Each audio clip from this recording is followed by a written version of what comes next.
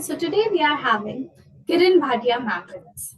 First of all, congratulations ma'am. आपकी किताब कल्पनाओं को आकार हमारी वेबसाइट एंड Amazon दोनों पर लाइव है. So how are you feeling now?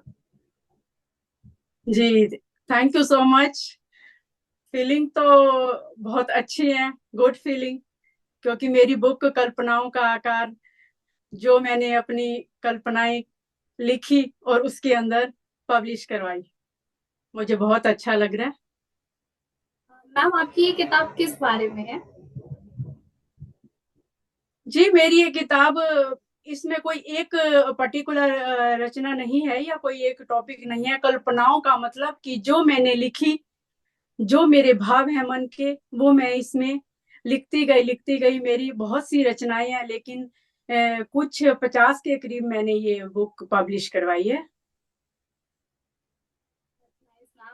And ma'am आपकी जो किताब है इसका नाम काफी यूनिक है, काफी अच्छा है. तो आप कुछ बताना चाहेंगे कि आपने इस नाम को कैसे सोचा अपनी इस किताब के लिए?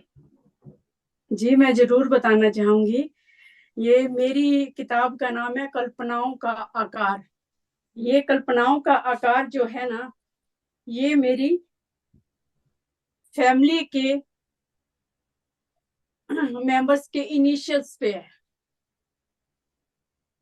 मेरी फैमिली के मेंबर्स का नाम आकार वर्ड से ही है, तो इसलिए मैंने इसका, मेरी कल्पनाएं और उनको आकार दिया है, इसलिए इस बुक का नाम कल्पनाओं का आकार है।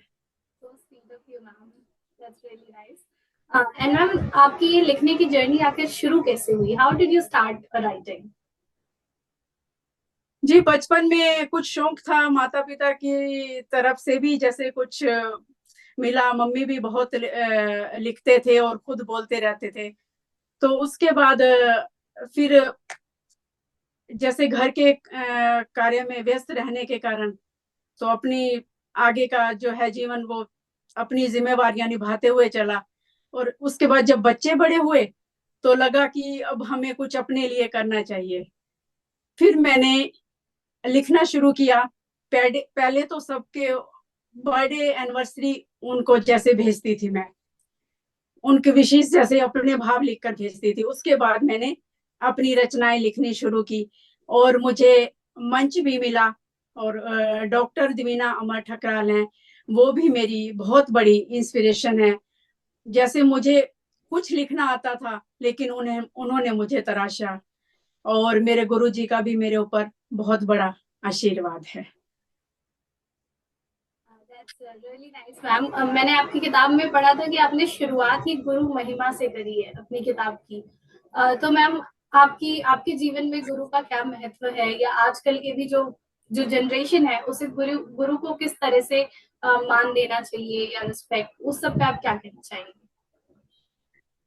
जी, मैं ये कहना चाहूंगी, मेरे जीवन में तो गुरु का बहुत ही महत्व है। हमारे परिवार में, हमारे घर में, हमारे गुरु जी सब कुछ है हमारे लिए।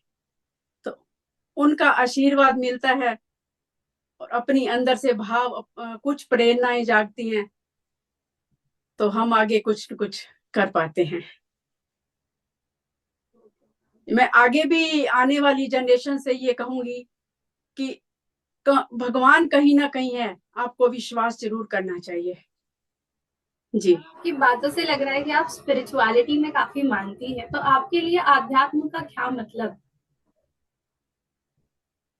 जी, आध्यात्मिक का मतलब एक इंसान की इंसानियत के प्रति अच्छा व्यवहार। आप समाज में जहां जाते हो, आप किसी को कोई जरूरत है, आप उसके लिए कुछ समझते हो, तो अध्यात्म अपने लिए तो है ही है। आप अपना जीवन तो सुधार ही रहे हो, लेकिन आपके विचारों से, आपके आहार व्यवहार से किसी को अगर कुछ फायदा मिलता है, लाभ मिलता है, तो आपका जीवन सार्थक है। Your thoughts are too good. और मैम आपकी स्ट्रेंथ्स और वीकनेसेस के बारे में कुछ बताना चाहेंगी आप हमारी ऑडियंस को?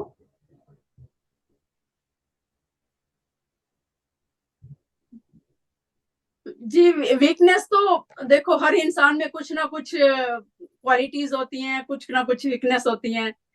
लेकिन इंसान को खुद पे भरोसा होना चाहिए कि आप में कुछ करने की क्षमता है तो आप कर सकते हो। मैम आपका क्या मानना है कि क्या आध्यात्म हमारे विश्वास को खुद पे भी बढ़ाता है? जैसे काफी लोग मानते हैं आध्यात्म का मतलब भगवान पे विश्वास करना है, बट क्या आपका ये मानना है कि आत्मविश्वास में भी बढ़ोतरी के लिए हम आध्यात्म को एक जरिया बना सकते हैं? जी जी, कहाँ जहां तक मेरा कहना है कि आप इस रास्ते पे चलते हो तो आप कुछ ना कुछ अच्छा ही पाते हो, मेरी ये सोच है जी। मैम जैसे आपने बताया कि गृहिणी या जो भी हाउसवाइफ्स होती हैं जनरली वो अपने परिवार को या फैमिलीज को ही ज्यादा प्रेफरेंस देती हैं और उस बीच कहीं खुद को खो देती हैं। तो उस पे आप क्या कहना चाहेंगी कि हमारे जो भी देश की जो भी हाउसवाइफ्स हैं उनको इस बारे में कैसे समझाना चाहेंगी कि उन्हें अपने फैमिली के साथ साथ खुद पे जो खुद के ड्रीम्स हैं उन्हें कभी नहीं छोड़ना चाहिए? जी, अगर आपका कुछ कर गुजरने का नजरिया है, इरादा है, तो आप सब कुछ कर सकती हैं। मेरी भी एक संयुक्त परिवार में मैं रहती हूँ, तो उसमें रहकर भी मुझे जब समय मिलता है अपने लिए, मैं प्रतिदिन एक या दो कविताएं तो लिख ही लेती हूँ। आपका उसमें कितना इंटरेस्ट है ये उस आप पे डिपेंड करता है। आप सब कुछ कर सकती हैं अगर आपने कुछ करने की ठानी है, सोचिए तो। जी और मैम जैसे लिखने के अलावा और आप अपने फ्री टाइम में क्या करना पसंद करती हैं?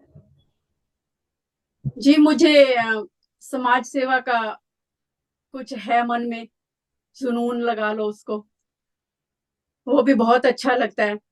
किसी जरूरतमंद की सेवा करनी।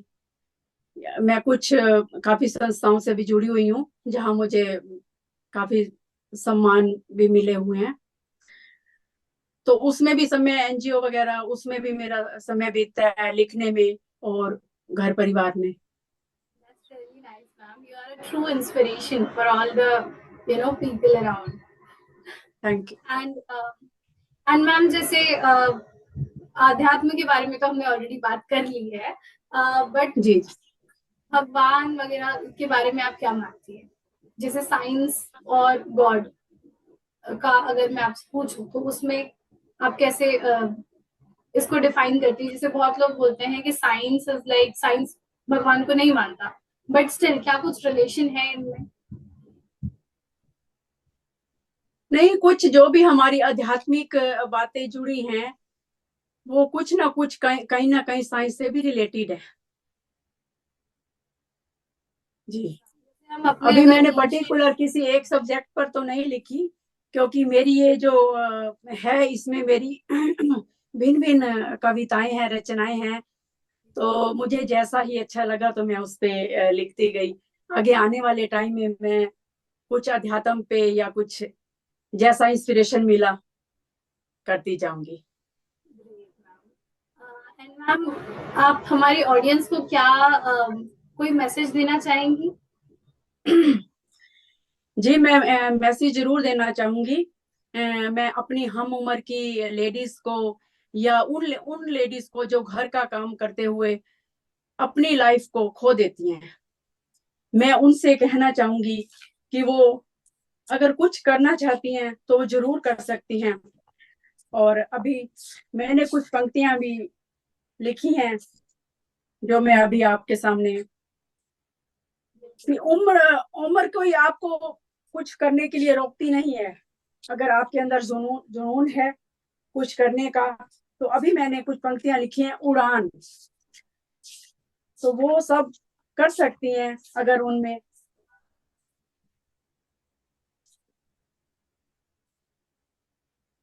ये मैं अभी आपको बताती हूँ।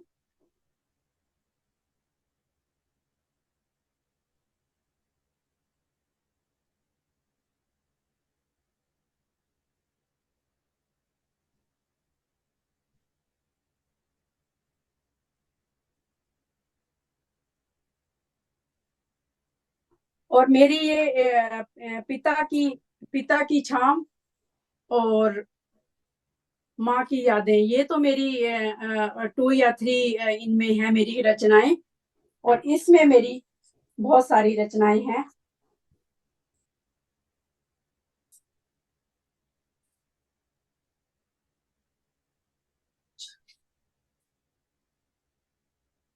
और मैं उन महिलाओं को भी कहूंगी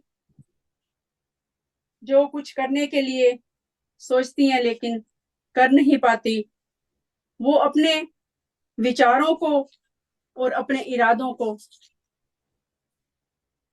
अगर उड़ान की तरह उड़ान भरकर चलती हैं तो जरूर वो सफलता पाती हैं। really nice, ma'am. जी। उठ जाग चल भर उड़ान अपने विचारों की, अच्छे संस्कारों की, जीवन में आगे बढ़ने की, सीढ़ी दर सीढ़ी चढ़ने की, बिन पंखों के हौसलों की उड़ान भरने की, जो मन कहता है अपने हुनर को दर्शाने की, मंजिल पर पहुंचने की उड़ान जरूरी है, अपने ख्वाबों को देना पहचान जरूरी है, जुनून जुनून रख मन में, वो सब पाने की, परवाह ना कर जमाने की।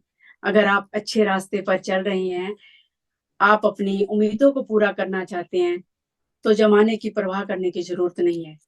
आप अच्छे रास्ते पर चलते जाएं तो जमाना अपने आप ही आपको देखकर वाहवाही करेगा।